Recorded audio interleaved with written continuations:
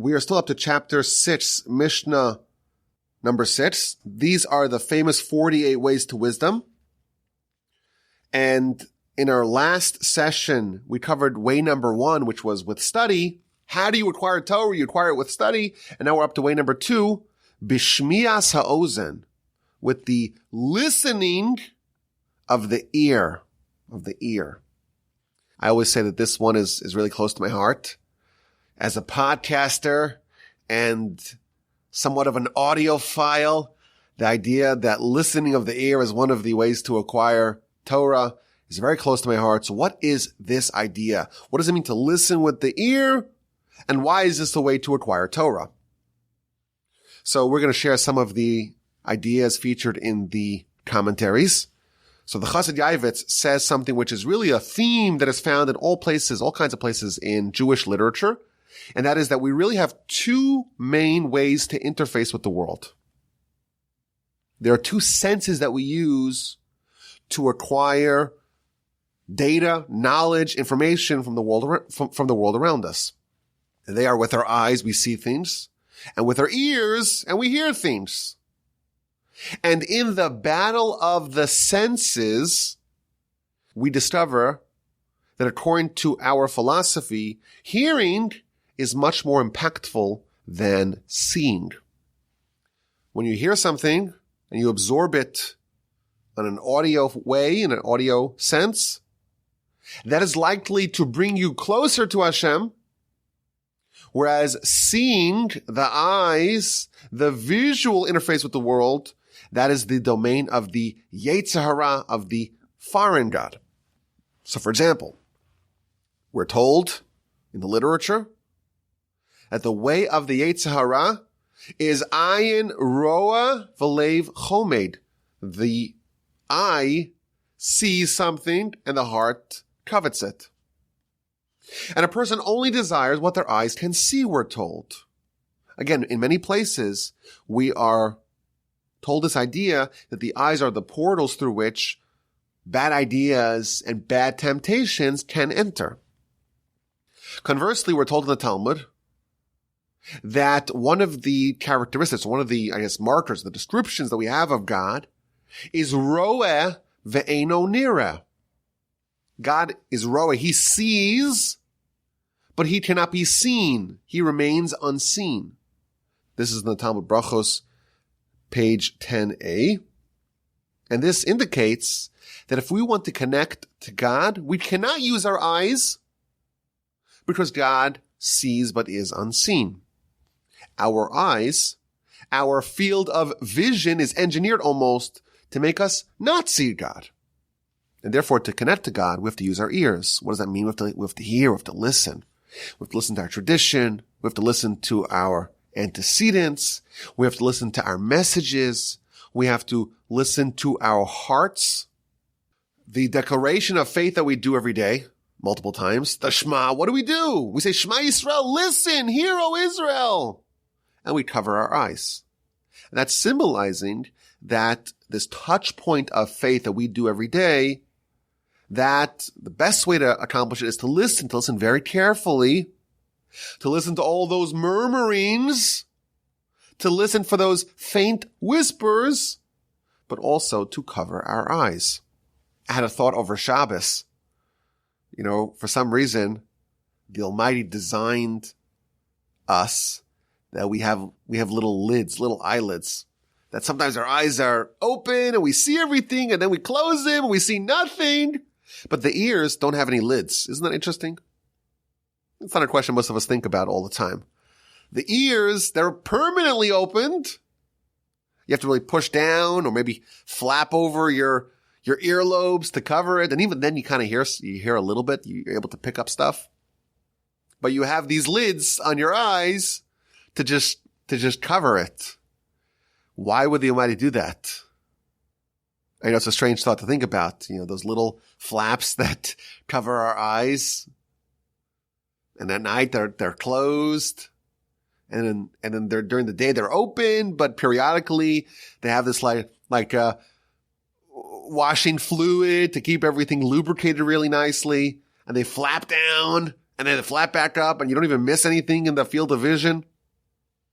Why don't our ears have the similar thing? So I want to speculate that maybe, if what we see could be very dangerous. It could be the domain of the Yetzer Hara. Everything we see is not God. God is unseen. Maybe if we didn't have those lids, if we had too much sight, so to speak, it would give the Yetzer Hara an unfair edge.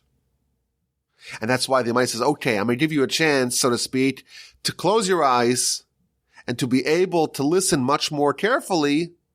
And through that, you can connect to the Almighty, connect to the spiritual, and almost cordon off, so to speak, the physical world that you see that fills your eyes and your brain with all these images which are not, of course, God. Audio, we know, also echoes. This past Shabbos, in one of the shuls in our neighborhood, they asked me to serve as the chazan, to lead the services, which I do very frequently. But in this particular room, there's bad acoustics. So like you're hearing the echoes of everyone behind you, and it's a little bit disorienting. You have to kind of get used to it. With sight, there is no echo. What you see, it's almost like there's no lag. It happens basically instantaneously. Light travels around the world, in 1 second, 8 times. It's just lightning fast. And with light, because it's all instantaneous, there's no time to process. You cannot prepare for it ahead of time. And you cannot assess it afterwards because it's gone. It's like a flash, and that's it. Whereas audio, it's much slower. You have time to prepare for it. And even after you hear it once, you hear it again, it reverberates, it echoes, it lingers, it allows you to really process it. The Yetzer Hara wants us to be working very fast, to not think about things, to not ruminate, to not cogitate, to not evaluate, to not question, just accept the vision. For us to really connect with, listen, and audio, again, is much more engineered to facilitate the kind of spiritual transformation that is required, of course, to connect with the Almighty and His Torah.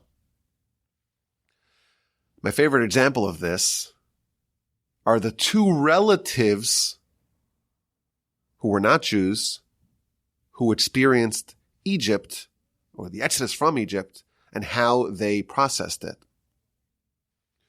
Jethro, he wasn't a Jew. But Parshas Yisro, this is chapter 18 of Exodus, it begins that Jethro heard everything that happened to the Jewish people, and he said, I want to join this nation. When he interfaced with the Exodus by listening, he heard, he wanted to join. He is related, the Talmud tells us, to Balak, the king of Moab. And this, of course, is in the book of Numbers, Parshas Balak. And he also discovered the absolute juggernaut that was the Jewish people. But he didn't hear it, he saw it. And that parsha begins, Parshas Balak begins, Vayar Balak ben Tzipor. He saw everything that Israel had done. So two parshios named after really non-Jews. Jethro converted, but at the time, he was a non-Jew. One parsha is called Parshas Yisro, and one's called Parshas Balak. And both of them start off with these respective individuals, the eponymous characters of said story, encountering the primacy and the strength and the might of the Jewish nation and their exodus. One saw and says, I gotta stymie this nation, I gotta stop them, I gotta attack them, and he went to hire Bilam. And one heard, and he said, I'm going to come join the Jewish people. I am all in. If you are interested, I did a Parsha podcast in January of 2022 on Parshas Mishpatim called Hearing Sinai. And the basic idea of that entire podcast was about the contrast between sight, the visual way of interfacing with the world, and audio and how audio is more spiritual and more likely to connect us to our Creator and His Torah. And that's idea number one of this way. Way number two to get to the Torah is to listen and to hear. And that's a form of study and learning that is designed to bring us to the truth, unlike when we see something visually. My grandfather, blessed memory, used to say about this particular way of acquiring Torah, that when you start off studying, you have to listen with your ears, which means we have a natural inclination to be creative and to be independent and to want to speculate on our own. We want to say our own ideas. And when you start off studying Torah, just listen. Don't try to be a producer, a purveyor of Torah until you are ready. You absorb it, digest it, let it percolate within you. After 50 years of listening, you'll be so replete, you'll be swelling, bursting with Torah, then you will, in fact, be able to influence others. I say that, we're required to study Torah and to teach Torah. Lilmod ulalame, to study and to learn and to teach it onwards. How is that done? It's like a cup. You want to fill up a cup. Once the cup is full and you pour more, it overflows. You listen. When you start, you just listen, you just absorb, and eventually that will lead to the overflowing of the cup. You'll be able to influence others as well. It is also interesting, maybe this is part of the eyelid question. If you count the organs, we're fortunate enough to have 2 eyes and 2 ears, but only 1 mouth. And I know this is really weirdly hypothetical, but why do we only have 1 mouth? You got 2 ears, 2 eyes, you should have 2 mouths. I don't know where you would put it, but why is it like that? The idea is that we have to listen twice as much, double as much as we speak. The Talmud records an interesting comment from one of the sages that he actually wanted to have 2 mouths. I have so much Torah to teach. I'm about to speak even more words of Torah. 1 mouth for written Torah, 1 mouth for oral Torah. I don't know, 1 mouth for this subject, 1 mouth for that subject. Wouldn't that be convenient? But then he said, well, we have such a hard enough time to use our mouth, to use our capacity for speech and not say anything bad, not say any evil talk with only 1 mouth. We would be doomed if we had 2. But indeed, we do in fact have 2 ears, and that perhaps is to symbolize the importance of just listening. Now we know that you listen and you hear with your ears. We don't really need the Mishnah to tell us that. It doesn't say bishmiya, with listening. You read the words of the Mishnah written with laser-like precision. It doesn't say with listening, with hearing. It says with the listening and the hearing of the ears. It identifies the organ that we use to listen. Why is that necessary? Just say with listening. Why say with the listening of the ear? So I remember hearing an idea about this many years ago in the name of Rabbi Shapiro, Rabbi Moshe Shmuel Shapiro.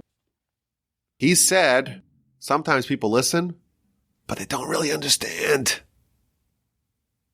And it's only their ears that listen, in one ear and out the other. You've heard of that line? It goes in one ear and out the other. It doesn't really stop in the brain. It doesn't settle down in the brain.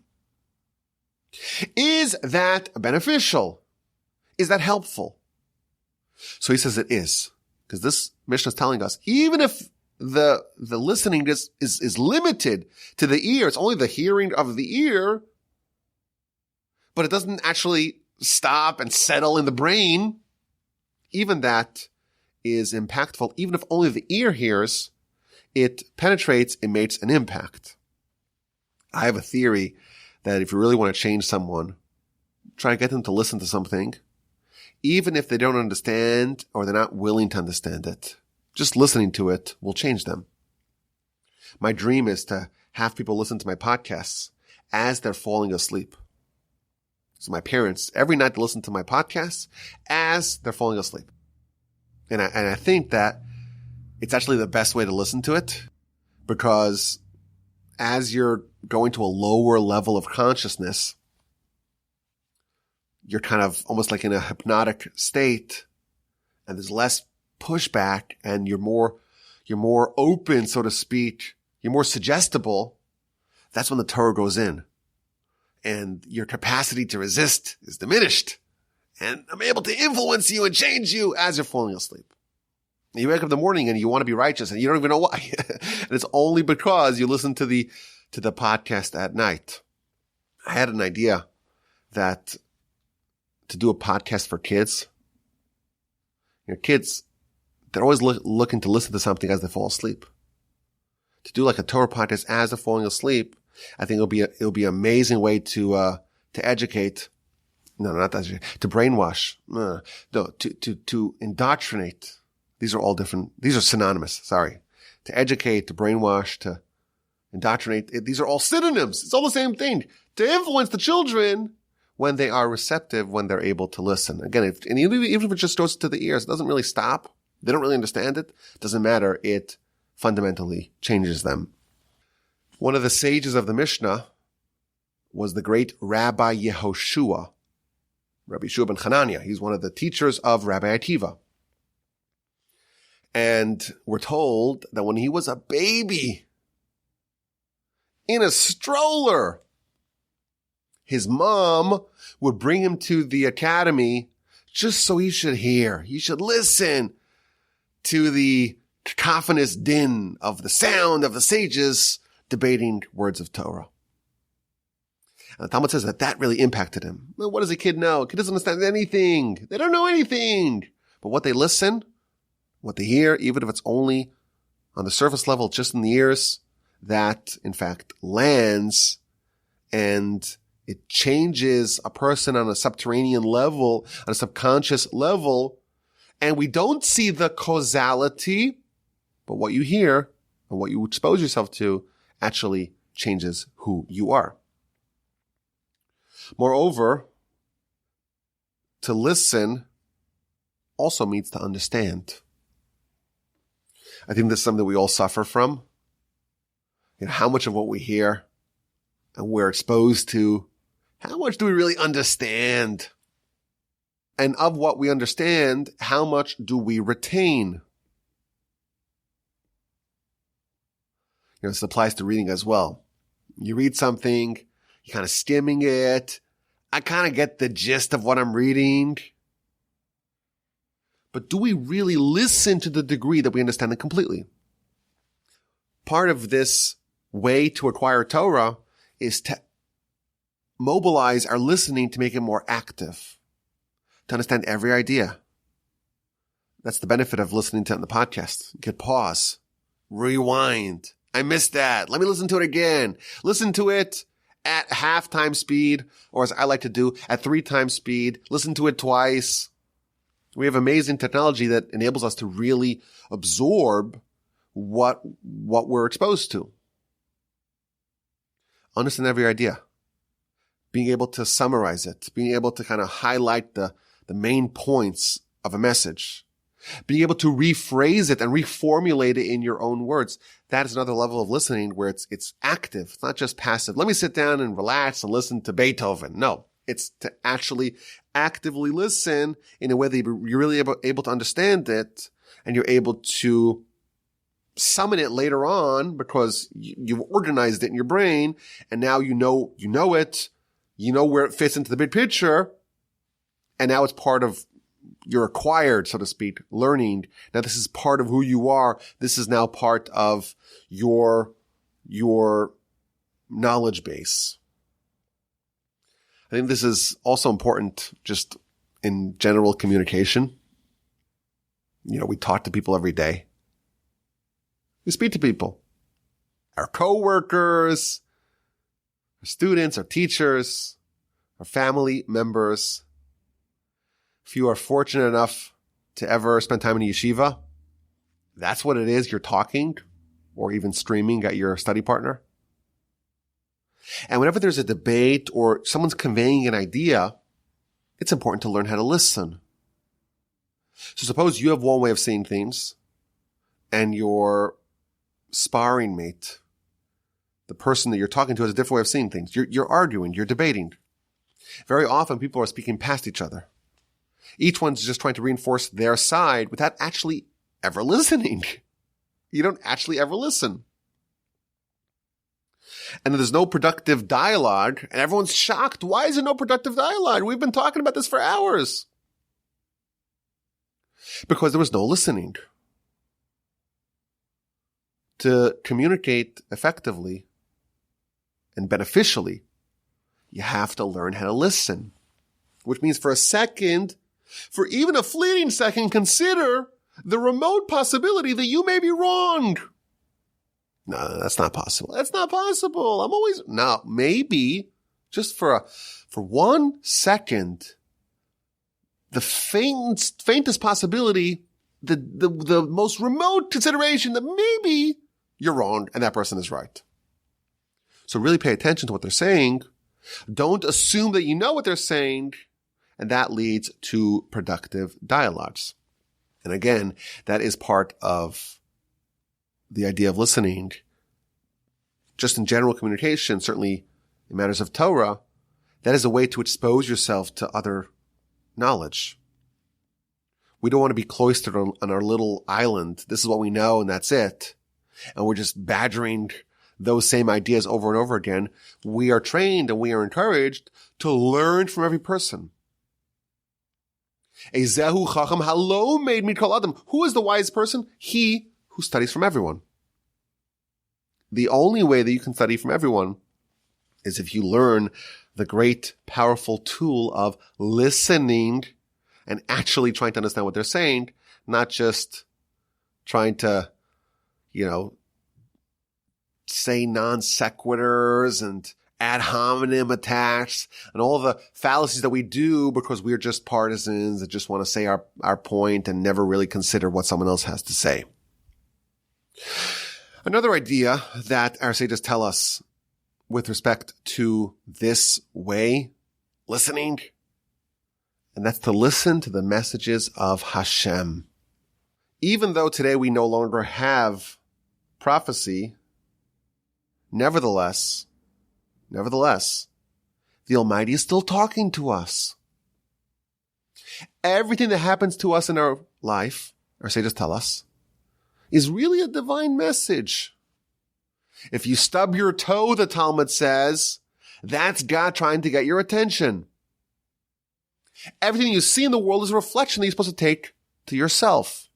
The Baal Shem Tov famously said, the whole world is a mirror speaking to you. What you see, the flaws that you identify in others are really manifestations of your own personal flaws. Why does the Almighty expose you to the flaws of others? Because really what he's telling you, you need to fix yourself. Kol haposel b'mumo posel. Whatever we identify as the flaws in others, that's really manifestation of our own personal flaws, the Talmud tells us. If you encounter an adulterous woman or a suspected adulterous woman coming to the temple, a sota, the Talmud tells us you have to become a Nazir and abstain from wine. You have to take that lesson to heart. And the Talmud tells us that even if you stick your hands in your pocket and you want to pull out a nickel and instead you pull out a quarter and you have to stick your hand into your pocket again to find the right coin, that too is a message from God.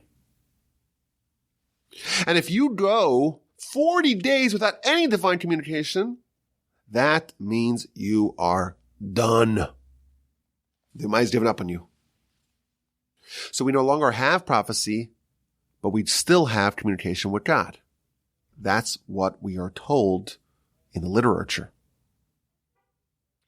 But to actually get those messages, we have to learn how to listen. The Almighty expects great things of us. If he didn't, he would not have created us. But of course, the Yetzer Hara is very strong, very potent. And the world that he portrays for us and he paints for us, it's designed to make us veer away from God. And we are spiritually asleep. We're asleep at the wheel, forgetting about the grand mission that we are placed in this world to accomplish. But the Almighty is the one who awaits those who are asleep. Ha-me'orer yeshenim, v'ha-metitz nirdamu, we say in our prayers. God awaits those who are asleep. God arouses those who are in a slumber. What does that mean? So my grandfather, blessed memory, used to say, God does not allow us to sleep. Whenever we fall into a pattern of mediocrity, we're not really firing on all cylinders, we're not really living up to the expectations of our soul, of what we're supposed to do, we're not being productive, we're not living up to our potential, the Almighty will jolt us awake. He will not allow us to fall beyond the pale. God is always speaking to us. It's up to us to listen, and that too is part of way number 2, to listen. And if we learn the great skill and tool of learning how to listen with all its various facets, we are well on our way to prepare ourselves for Torah and for wisdom. I thank you for listening. I hope you have a great day. And as always, my email address is rabbiwolbe@gmail.com.